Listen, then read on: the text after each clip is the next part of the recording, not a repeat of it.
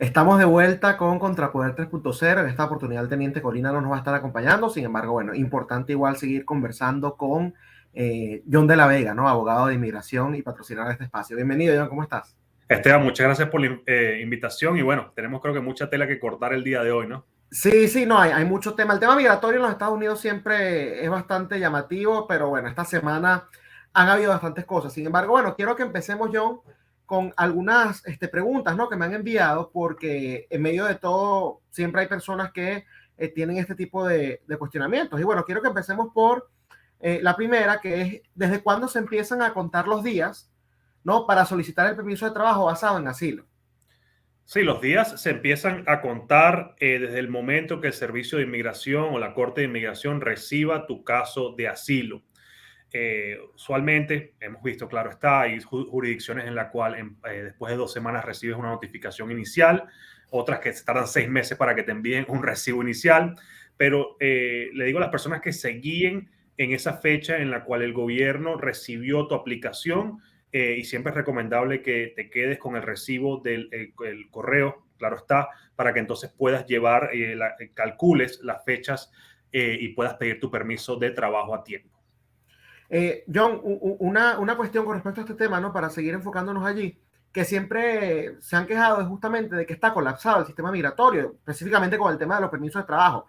En algún momento hubo alguna mejoría, pero no sé cómo está eso en estos momentos. ¿Sigue colapsado? ¿Están atrasados con esto de los permisos? La En el práctica, ha caso de sido, asilo. la práctica ha sido inconsistente. Hemos visto casos en los cuales la renovación la aprueban en una semana, como hemos visto casos que el gobierno se tarda un año en enviar una renovación de permiso de trabajo. Lo importante es que si la persona ya califica por primera vez para pedir el permiso de trabajo, que lo haga en su momento correcto. Y si la persona está renovando, que por lo menos envíe su solicitud 6 meses antes para que le dé al gobierno entonces un tiempo amplio para adjudicar dicha solicitud de permiso de trabajo. Con el tema de los permisos, varía respecto a cuál es tu estatus. Por ejemplo, si es un TPS versus si es un asilo versus si es un parol, ¿hay diferencias de tiempo o es al azar para todos? Bueno, la mayoría de las veces es al azar. Claro, nosotros como tenemos experiencia en temas de pedir permisos de trabajo, ya Exacto. sabemos más o menos cómo están las oficinas moviéndose o cuánto tiempo están tardando. Pero sí, o sea, por lo menos en TPS hemos visto personas que le han aprobado su permiso de trabajo súper rápido, como hemos visto personas que todavía están esperando desde el 2021 para que le aprueben el permiso de trabajo. En estos momentos hay una acción legal en contra del gobierno porque muchas de las personas que pidieron TPS por primera vez y no tenían proceso de asilo, no tenían permiso de trabajo, llevan esperando desde el 2021 para Wow. poder tener dicho documento. Y entonces sí, todo varía dependiendo también de la solicitud, pero es al azar. ¿Sabemos quién está demandando? ¿Quiénes están tomando ese proceso legal? En estos momentos es un grupo de venezolanos, desconozco honestamente cuál es sí, cuál es la etapa donde se encuentran, pero sí hay personas ya demandando al gobierno por el tiempo que han tardado. Imagínate, 2 años sin permiso de trabajo en los Estados Unidos. Si uno no aguanta aquí un mes sin trabajar, imagínate 2 años sin poder tener Exacto. dicho documento que ya la persona califica. ¿Qué significa esto? Que la persona no tiene ningún tipo de, no ha cometido ningún tipo de crimen que lo haga inelegible, no ha hecho nada que lo ponga en una situación donde se lo vayan a negar y que simplemente los tengas allí en veremos, me parece que es algo injusto que muchas personas han sido víctimas. No, es injusto y además son este tipo de cuestiones las que promueven justamente la ilegalidad. Porque entonces el que está tratando de hacer todo por el libro, o sea, eso es lo que le espera. Y no puede trabajar, pero sí está bajo el sistema. Y hay dos situaciones allí. La primera es que la persona, ok, trabaja sin autorización y ya entonces lo ponen a cometer, como tú dices, es decir, Exacto. sí, entrar en penalidades, después no paga los impuestos y es al final del día un snowball, sería una bola de nieve que se sigue creciendo y otras personas que en su desesperación empiezan entonces, sacan, como le dicen ellos, le dicen algunas veces un Mickey, que sería un documento de seguro Sí. social que es de otra persona, y empiezas entonces a cometer un fraude federal y te metes en otro problema.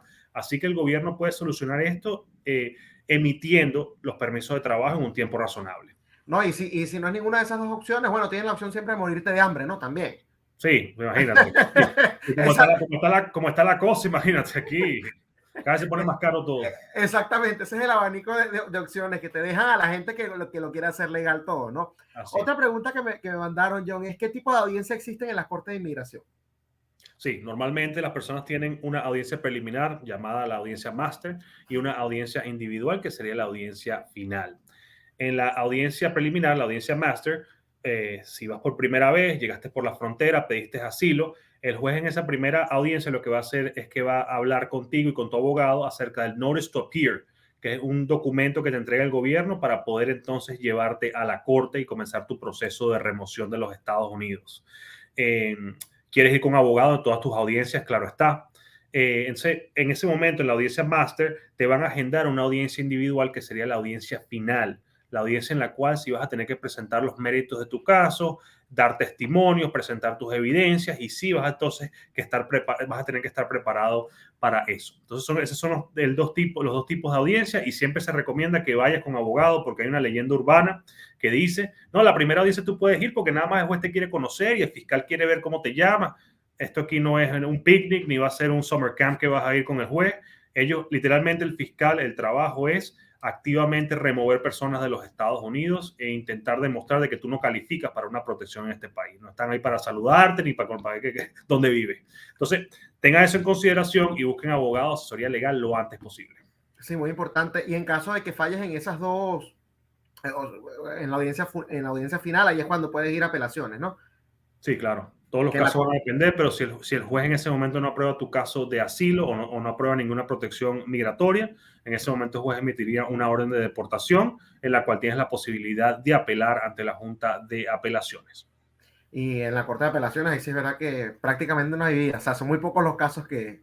Bueno, todo depende, que como tú Sí, sabes, los jueces son seres humanos al final del día y hay veces que ellos no analizan o no colocan la información correcta bajo la ley para negar un caso.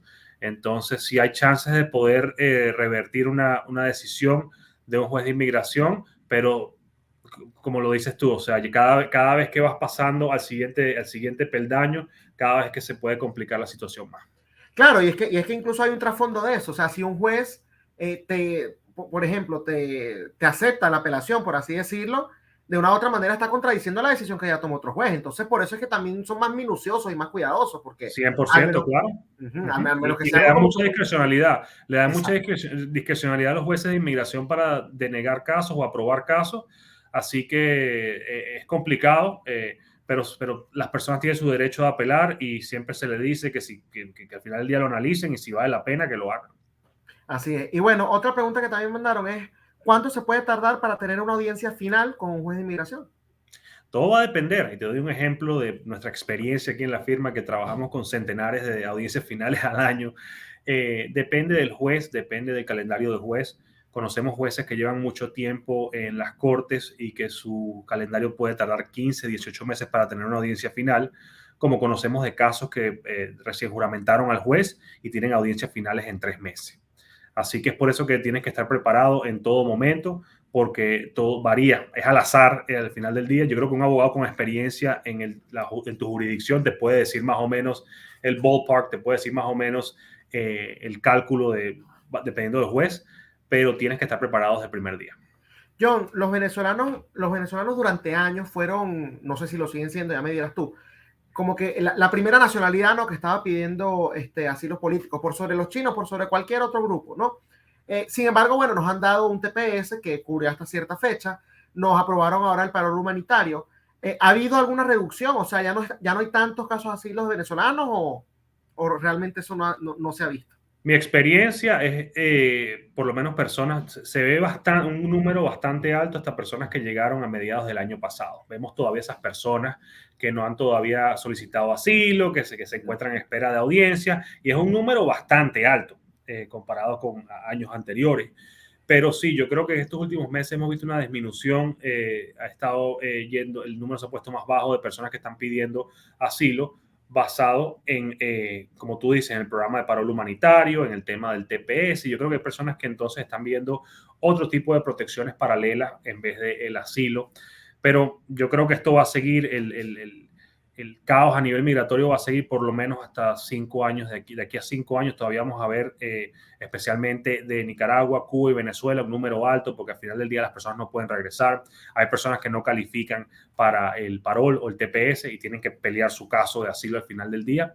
Entonces sí, pero sí, el número es alto, sí. Sigue siendo alto. Bueno, John, hay una noticia que quería discutir contigo, ¿no? Que por cierto sucedió, creo que fue el día de ayer, que bueno, vimos cómo hubo una especie de caravana de unos 1.000 emigrantes que pasaron a la fuerza la frontera de México y bueno, estaban cruzando el puente para justamente llegar hacia los Estados Unidos. De hecho, tengo unas imágenes, déjame compartirlas para que la audiencia la vea en caso de que no la hayan visto, pero creo que todo el mundo se enteró de esto que estaba sucediendo y bueno, ahí ven cómo la gente entró, ¿no? De manera abrupta, pasándose por encima, bueno, a las autoridades, a los cuerpos de seguridad que estaban allí en ese momento cubriendo la frontera y bueno, se van corriendo justamente para llegar al lado de los Estados Unidos. Lo primero que quiero saber, John, es tú como abogado de inmigración, o sea, ¿qué piensas de este tipo de cuestiones? Y una persona que está, digamos, en ese grupo, ¿qué consecuencias puede enfrentar si lo llegan a descubrir? Sí, claro, lo primero que tenemos que hablar es acerca del tema del título 42. Estas personas Uh-huh. pueden ser todas expulsadas bajo el título 42 sin derecho a pedir asilo en los Estados Unidos. Y eso creo que es lo que va a hacer el gobierno. En cuestión de horas y los expulsa, pero al mismo tiempo mantiene su información, mantiene todo lo que tiene que ver Exacto. con ellos, porque eso puede salir tarde o temprano en un futuro que quieran pedir alguna protección en los Estados Unidos.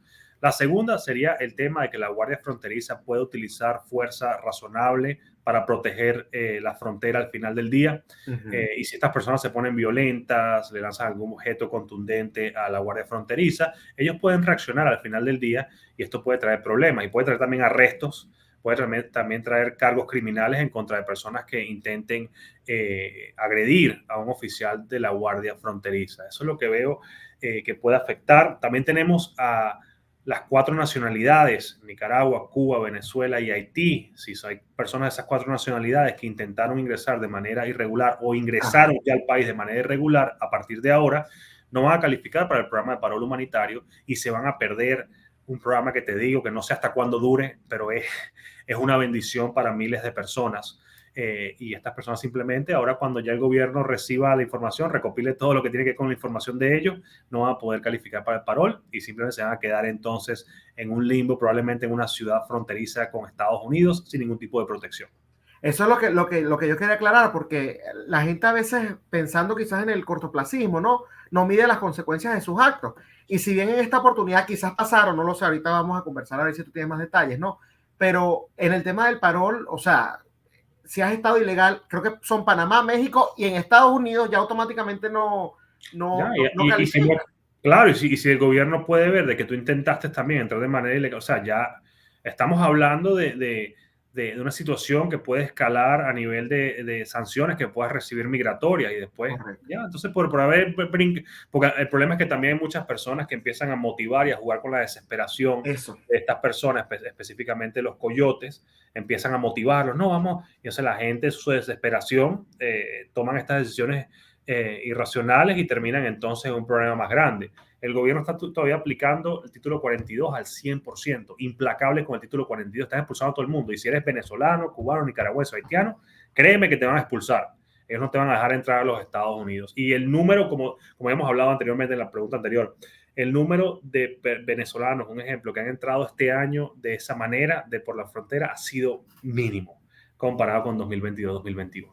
Entonces, para que tengas eso en consideración, si te encuentras en Venezuela o en algún otro país y piensas llegar de manera irregular, trata de ver todas las opciones que tengas antes de que vayas a intentar eso. Eso nunca es recomendable. Trata incluso de buscar un patrocinador así no lo conozca, creo que es más factible y probablemente consigas un sí antes que tratar de entrar de esta manera, ¿no? Tú lo dijiste muy bien, es una actitud irracional, porque realmente no están pensando en las consecuencias. John, ¿tú sabes qué ha pasado con ellos? ¿Sabes si los capturaron, si ya los devolvieron, si lograron pasar? Porque yo realmente no he escuchado nada en las noticias, entonces... No, hasta lo último que he escuchado ha sido los artículos principales que han salido de que intentaron entrar, pero no hemos visto el después, el post, no hemos visto nada todavía de lo que ocurrió después de que intentaron hacerlo, pero la Guardia Fronteriza estaba listo para utilizar fuerza razonable para repeler a estas personas. Te digo, trágico lo que estamos viendo, pero esto es el resultado de políticas migratorias fallidas en este país. Ha fallado el gobierno en lo que tiene que ver con medidas fronterizas y por eso es que todavía, aunque las personas tengan estas posibilidades, el gobierno no ha podido controlar la frontera y bueno, es lamentable lo que estamos viendo.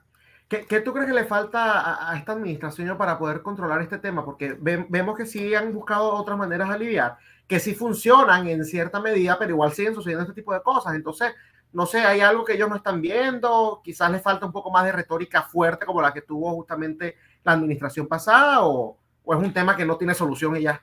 No, es actualización de las leyes de asilo en los Estados Unidos y poder poner una cantidad de personal y de oficiales y agentes migratorios en la frontera para adjudicar esas solicitudes y poder hacerlo de una manera eficiente. El sistema es muy burocrático. Fíjate que, bueno, hablamos de burocracia, vemos que hay solicitudes que la oficina de Miami tiene que tomarlos y tienes que enviarlo primero a Texas, a Virginia, a Chicago. Es una burocracia completa que se ha creado. Y entonces lamentablemente eso ha hecho que la ley de asilo sea en primer plano demasiadas personas esperando entrevistas o audiencias y segundo que el gobierno no tiene la capacidad para poder procesarlo. Y si no hacen eso en la frontera, te puedo decir, puedes meter si quieres toda la tecnología que tú quieras, vigilancia, Claro. si no tienes oficiales adjudicando solicitudes de asilo allí en la frontera y jueces, simplemente vamos a tener el mismo problema. Ahí me surge otra pregunta y ya tú como abogado, no sé hasta qué punto incluso me la puedes contestar, ¿no? Pero ¿a qué tú crees que o sea, tú lo estás viendo tan fácil, ¿no? Yo también, porque es cierto, vas a una corte acá y entonces no tienen que mandar Texas para ver, porque allá está el registro, qué sé yo, una cuestión sin sentido. ¿Por qué esa burocracia? O sea, ¿cuál es el argumento que utiliza el sistema actual para permitir eso? Bueno, no voy a entrar en teorías conspirativas el día de hoy, Okay. pero o sea, que las personas saquen sus propias conclusiones de cómo Claro. funciona el proceso. Si tienes una oficina de asilos en Miami, ¿por qué tengo que mandar mi caso a Texas y que en 4 meses lo envíen para Miami cuando tú puedes literalmente llevar un expediente o escanearlo y enviarlo allá sin ningún tipo de problema? Bueno, John es abogado de migración y él evidentemente tiene que ser muy serio y muy objetivo en Sí, sus análisis migratorios y no puede decir ciertas cosas. Yo voy a decir entonces lo que yo creo que estamos pensando mucho, y es porque el tema migratorio se ha vuelto una especie de negocio. Es un negocio, es un negocio, es un arma política, y de una u otra manera hay personas, organizaciones, políticos, y pare usted de contar, entidades, si lo quieres decir así, que se benefician de un sistema migratorio totalmente colapsado y que no funciona. Así que yo agrego eso porque me parece que lamentablemente por ese camino es que va. John, ¿hay alguna, ya para ir finalizando, ¿hay alguna actualización con los temas estos de las leyes que trataron de meter en algún momento para hacer reformas migratorias, específicamente, por ejemplo, la de María Elvira, la ley de dignidad? Sé que por ahí hubo otros proyectos de la ley de ajuste, una cuestión así para los venezolanos. ¿Hay actualizaciones al respecto o todo, a mi parecer, está como congelado, ¿no? En ese sentido. sí, no, y el pasado 9 de marzo del 2023, más de 40 congresistas introdujeron un proyecto de ley Okay. para poder actualizar la ley de registro migratorio en los Estados Unidos. Esta ley de registro se ha utilizado en el pasado para otorgarle un camino a la residencia a personas que hayan llegado a los Estados Unidos en cierta fecha o cierto año. Se había hecho en 1920, las personas, en 1929 se creó inicialmente para darle esa oportunidad a personas que habían llegado a los Estados Unidos antes de 1921. En 1986 se actualizó para aquellas personas que habían llegado a los Estados Unidos antes de 1972 y ahí nos quedamos. Son más de 30 años que no se ha hecho esa actualización y los congresistas lo que están pidiendo es que se actualice y que se le dé la posibilidad a personas que se encuentren en los Estados Unidos antes del 2016 para que puedan calificar a este camino a la residencia. Estamos hablando de más de 8 millones de personas que pudieran calificar. Dreamers, personas con TPS de otras nacionalidades, claro está, porque el venezolano fue hace poco, Sí. pero le daría la posibilidad a muchas personas y muchas personas que llevan trabajando en el área agricultural por décadas que pudieran entonces ajustar su estatus a residente. Es un proyecto de ley, está muy tierno, muy nuevo y estamos todavía esperando a ver qué ocurre, pero como está el Congreso hoy en día, de verdad que lo veo muy difícil. No, muy difícil porque ninguno va a querer darle la victoria al otro partido. Entonces, Imagínate, eso sería una victoria, sería una reforma migratoria, o al final de 8 millones de personas que tengan un camino a la residencia, es un número alto. Y eso yo creo que ninguno se lo va a dar. La propuesta de María Elvira es excelente, me parece que tiene mucho sentido, pero la engavetaron y eso se quedó allí ¿cómo es? En las salas de espera del Congreso, que imagínate, se ha convertido ya en un show. así es. Lamentablemente tienes toda la razón, John, pero bueno, de verdad que te agradezco mucho por haberme acompañado hoy en Contrapoder 3.0, John. Gracias por la invitación. Bueno, era John de la Vega, abogado de inmigración, comentándonos sobre las actualizaciones en materia migratoria y además sobre este caso de los 1,000 migrantes que trataron de cruzar la frontera de manera ilegal y repentina, además, ¿no? Así que, bueno, estaremos, por supuesto, viendo qué sucede con ellos y conversaremos nuevamente con John en 15 días. Esto ha sido todo por hoy en Contrapoder 3.0 con José Colina y Esteban Hernández, pero nos vemos nuevamente la semana que viene por esta misma plataforma que es Contrapoder 3.0, el canal de la derecha en YouTube y por supuesto Factores de Poder, el canal de la información en YouTube. Hasta el lunes.